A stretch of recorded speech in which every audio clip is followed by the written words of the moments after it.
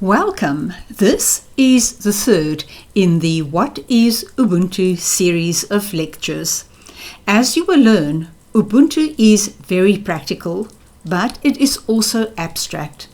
Ideas such as humanness, potential, being and becoming that are associated with Ubuntu, for example, make it difficult to make any fixed claims about the origins, meanings, and the definitions of Ubuntu.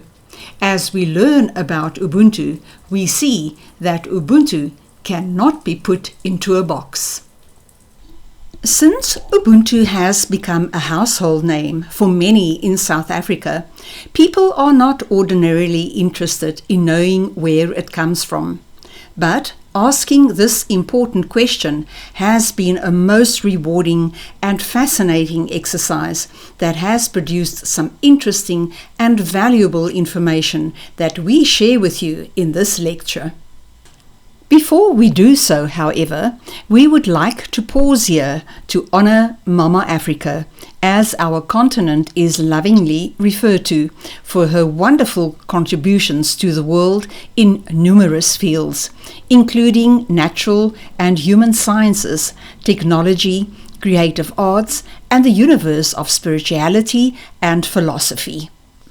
At the beginning of this lesson, we also want to acknowledge, as you will learn, that although Ubuntu is uniquely expressed and lived in Africa, it is universal and inherent in all human beings. It is part of the deepest values of any society, explained through science and the religions of the world, and present in the great variety of cultures that people have created. Right from the start, we wanted to trace the origins of Ubuntu as far back as possible.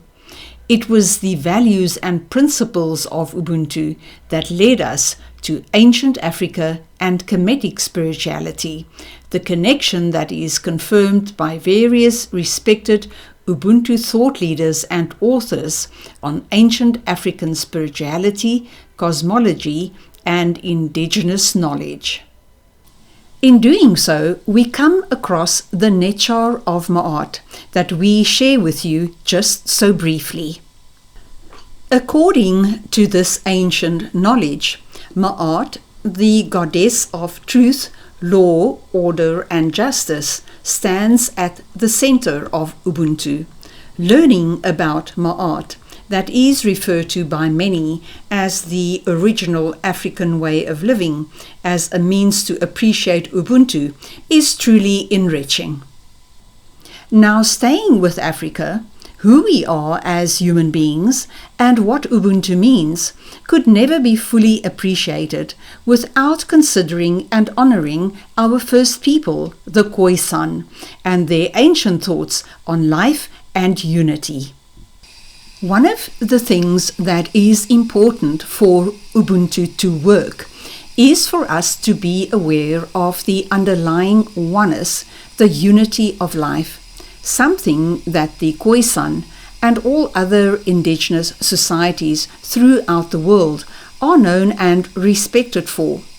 In this regard, there is the ancient Khoisan story of the supreme god that is said to be living in the east, and the opposing evil god that is said to be living in the west.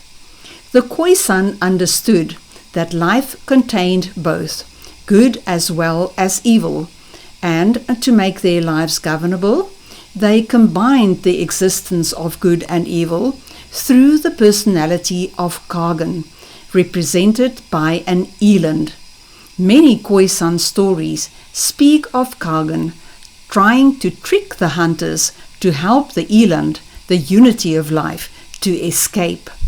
Drawings of the eland are common when it comes to Bushman rock art that are scattered throughout southern Africa.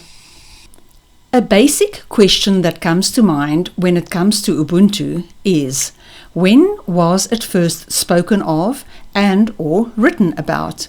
And how did this develop over time? According to Christian Gardi of the Aarhus University in Denmark, the term Ubuntu appeared in writing since at least 1846. Gadi, who studied the evolution of Ubuntu over a period of 165 years, is known to be the first person to have produced a text that contains an historical analysis of the ways that Ubuntu has been defined in written sources. As we said at the start of this lesson, to give any ultimate definition and explanation of Ubuntu is not possible and would go against the very spirit of Ubuntu. For this reason, in this course, we choose rather to share certain aspects, elements and characteristics and ideas about Ubuntu that are out there that would help us to define and to know for ourselves what Ubuntu means. So here are some key aspects, elements, characteristics and ideas of and about Ubuntu. There is no direct translation of Ubuntu. When dissected, the isiZulu word Ubuntu means ubu, to become, and ntu, the African root word for highest being or highest potential. Ubuntu is often explained through the saying umuntu, ngumuntu, ngabantu, meaning a person is a person through other persons, or I am because we are. Ubuntu is about our humanness, about being human.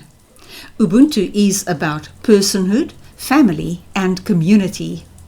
Ubuntu is about values and principles and about caring and sharing. Ubuntu is reciprocal and inclusive. Ubuntu renders the person and all of life as divine and sacred. In African worldview, umuntu, a person, is part of the greater community that includes nature and the environment and the greater cosmos. As such, Ubuntu points to the interrelated, interconnected, and interdependent, the oneness reality of life. Ubuntu points to the growing aspect and the circle of life, to our potential for greatness and our purpose. Ubuntu is a consciousness and a way of living. According to Dr. Matole Mochekga, Ubuntu is the philosophy of origins and being. Ubuntu is the expression of our highest being, our highest potential, of our love. As you would have picked up, something that stands out most strongly when we learn about Ubuntu is our connection and bond with others, Mother Nature, and the world around us. This very important aspect of Ubuntu is confirmed by the features of community, solidarity, the collective, collaboration, cooperation, harmony, and so on. It is very important to note, however, that this does not mean that Ubuntu is without conflict and competition, that Ubuntu is about conformity, and that the community holds a higher place than the individual. As a matter of fact, in Ubuntu, every care is taken to respect, allow, and support the free will, uniqueness, development, and the overall freedom of the individual person, so that he or she may realize his or her unique purpose, so that we may have healthy and prosperous families, communities, nations, and a world. Because of the open nature of Ubuntu, there is no place for ideas of only and finality. It is about everything, respect for the other, and about unity in diversity. As we have seen, Ubuntu is about origins and being. The following African proverbs portray the people of Africa's appreciation for their origin and their home, beautifully. Return to old waterholes, for more than water, friends and dreams are there to meet you. Home is not where we live, it is where we belong. The river that forgets its source will surely dry up. This brings us to the end of Lesson 3. We hope that you enjoyed travelling far and to grapple with and to ponder on Ubuntu, where it comes from, what it means, and how it works. Thank you for listening.